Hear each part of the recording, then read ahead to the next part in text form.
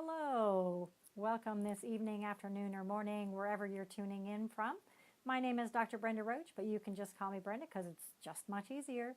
And this evening, I'm going to be talking, we're on our day 14 of my 21-day series on how to set your goals so you will achieve them. And so we're 2/3 of the way done.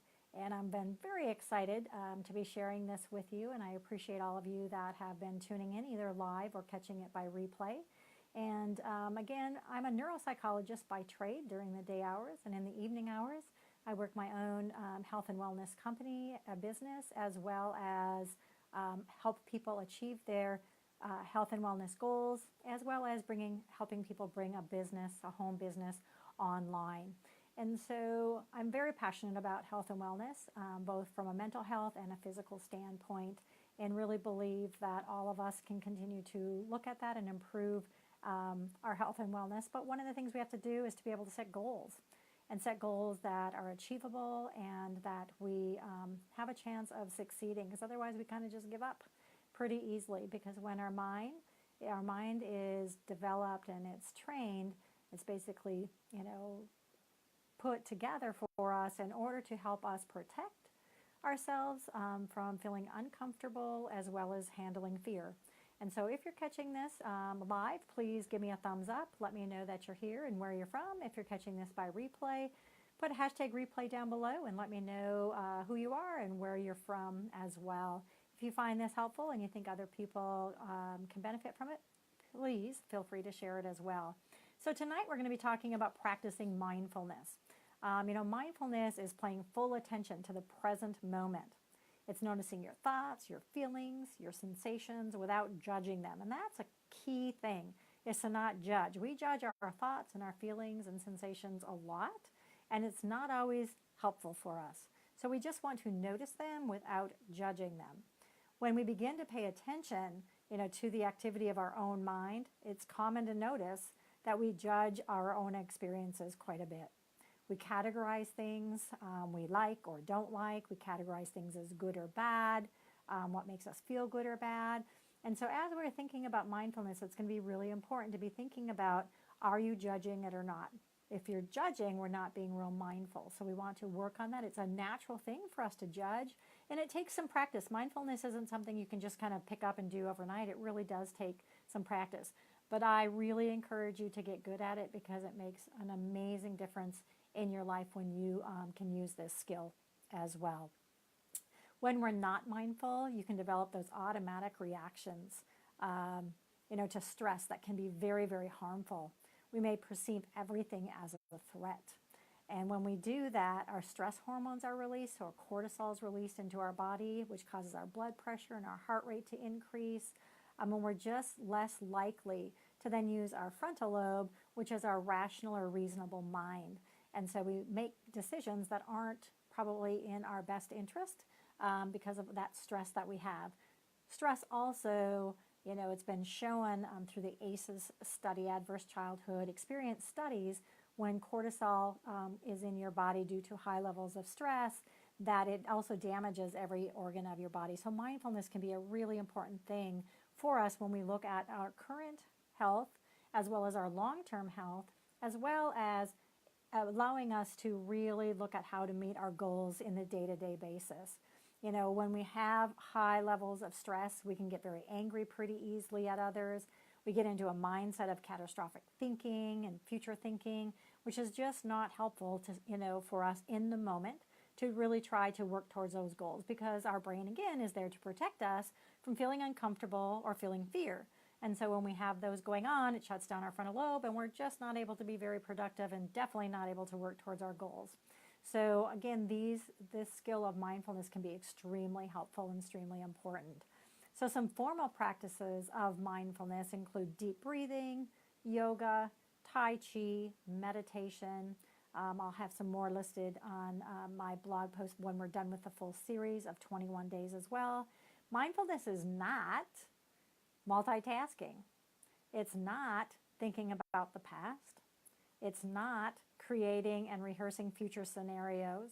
It's not worrying about what might happen and doing that future thinking. And it's not eating in front of a TV or eating, mindlessly, like I talked about yesterday. So it really is important to be looking at. We think sometimes we're being mindful when we're really not.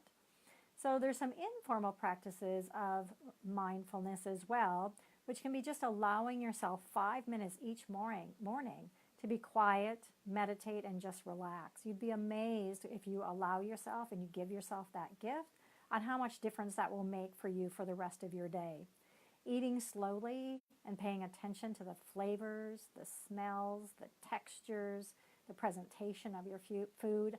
I talked about this in the last couple days on how amazing your food will actually taste if we just slow down and eat very mindfully.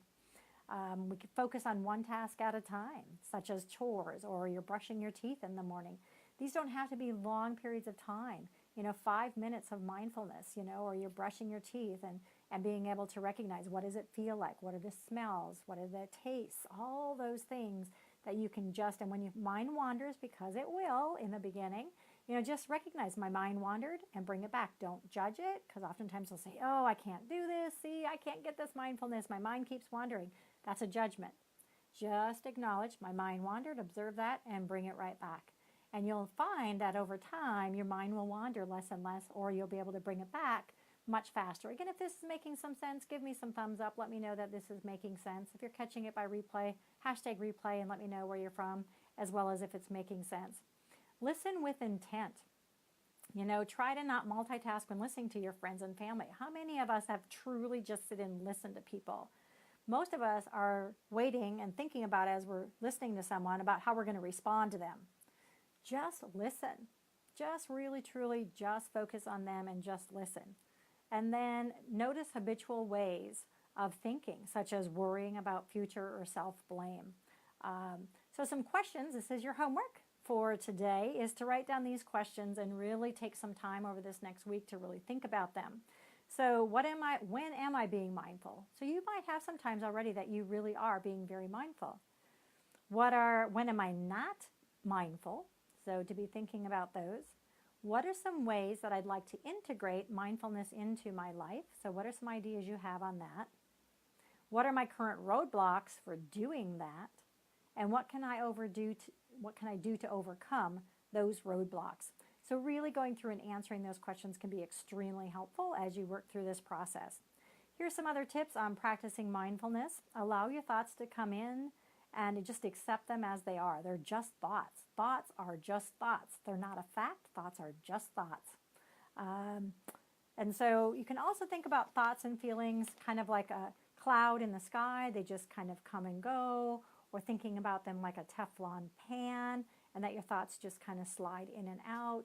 So again, you're just observing them. You're not judging them. You just observe that there was a thought. And then when uncomfortable feelings come up, just pause and simply notice before acting. And so again, it's really just being mindful of the thoughts we have, of the feelings we have, of the sensations we have. These can really help you address some of that stress. It can help you when you start having that negative thought, that you can't do it, or stress comes up. And so it will really help you reach towards your goals if you can really get good at mindfulness. So again, if you're catching this live, give me a thumbs up. Let me know that this is being helpful. If you're catching it by replay, do hashtag replay and let me know where you're from. I would love to hear from you. And if you think this could be helpful for other people, please feel free to share it as well. Tomorrow evening, I will be coming back online, and I'll be a little bit later tomorrow evening because I have an event that I am going to. So I'm going to try and come on about 8:45. I will try and post it if I'm going to be a little bit later than that. So it'll be either 8:45 or about 9:15 or 9:30. But I will let you, Mountain Time, so I will let you know tomorrow. Again, you can go to my blog, which is Brenda Roche, ROCHE.com. And all of the 13 days prior to this are uploaded with the videos, as well as the narrative for it with your questions and your homework there. And this one will be uploaded within 24 hours as well. And I look forward to continuing this series with you. And I hope you have a great evening, afternoon, or morning, wherever you're at. Thank you very much. Bye-bye.